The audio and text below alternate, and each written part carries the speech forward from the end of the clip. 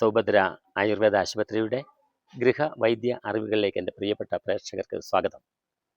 ഇന്ന് മംഗോസ്റ്റിൻ പഴത്തെക്കുറിച്ചാണ് ഞാൻ പ്രതിപാദിക്കുക. കഴിഞ്ഞ ദിവസങ്ങളിലൊക്കെ ഓരോ പഴങ്ങളായിരുന്നു ഞാൻ നൽകിക്കൊണ്ടിരുന്നത്. ശരിക്കും ഈ പഴങ്ങൾ മാത്രം കഴിച്ചാൽ ഒരു മനുഷ്യന് സുഖമായിട്ട് ആരോഗ്യപരമായിട്ട് ജീവിക്കാൻ പറ്റും എന്ന നല്ല ചിന്തകളാണ് ഞാൻ നൽകുക. ഓരോ പഴത്തിലും അടങ്ങിയിരിക്കുന്ന ഘടകങ്ങൾ ഏതാണ് എന്ന് നമ്മൾ അറിഞ്ഞിരിക്കണം. ആ ഘടകങ്ങളൊക്കെ നമുക്ക് വേണ്ടതാ. ഈ മംഗോസ്റ്റിൻ പഴത്തിൽ vitamin C, vitamin B1, vitamin B2, copper, magnesium, fibre, ഇത്രയും ഘടകങ്ങൾ ഇതിനകത്ത് അടങ്ങിയിട്ടുണ്ട്. ഇതൊക്കെ നമ്മുടെ മനുഷ്യ ശരീരത്തിൽ വേണ്ടതുമാണ്, വേണ്ടാത്ത ഒന്നുമില്ല. കണ്ടോ? അപ്പോൾ ഈ വേണ്ടത് മുഴുവൻ നമുക്ക് ഈ പ്രകൃതിയിൽ ദൈവം നമുക്ക് നൽകിയിട്ടുണ്ട് എന്ന നല്ല ചിന്ത നമുക്കുണ്ടാവണം.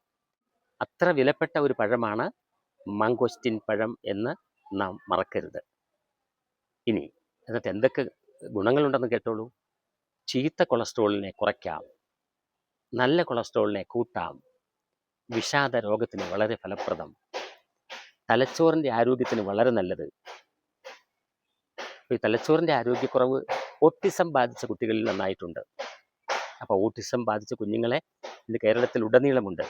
അതുകൊണ്ട് തന്നെ പ്രിയപ്പെട്ട മാതാപിതാക്കൾ, ഈ കുഞ്ഞുങ്ങൾക്ക് ഓട്ടിസമായി കിടക്കുന്നവർക്ക്, തലയ്ക്ക് ക്ഷതമേറ്റ് കിടക്കുന്നവർക്ക്, തലച്ചോറിന് പ്രവർത്തനരഹിതമായിട്ടുള്ളവർക്ക്, അൽഷിമേഴ്സുകാർക്കൊക്കെ ഈ മംഗോസ്റ്റിൻ പഴം കൊടുക്കണം എന്നാണ് ഞാൻ ഇവിടെ ഓർമ്മിപ്പിക്കുക. കൂടാതെ പഴകിയ വ്രണങ്ങളെ ഉണക്കാൻ കഴിയും, അമിതവണ്ണത്തെ കുറയ്ക്കാൻ പറ്റും, കൈകാലുകളുടെ സുഗമമായ പ്രവർത്തനത്തെ സഹായിക്കും.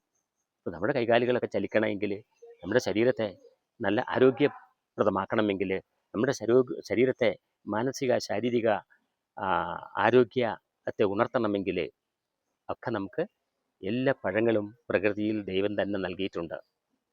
ഈ പ്രപഞ്ചത്തിൽ എന്താണ് കിട്ടാത്തത്? ഈ പ്രകൃതിയിൽ എന്താണ് കിട്ടാത്തത്? നാം മടിയന്മാരാണ്.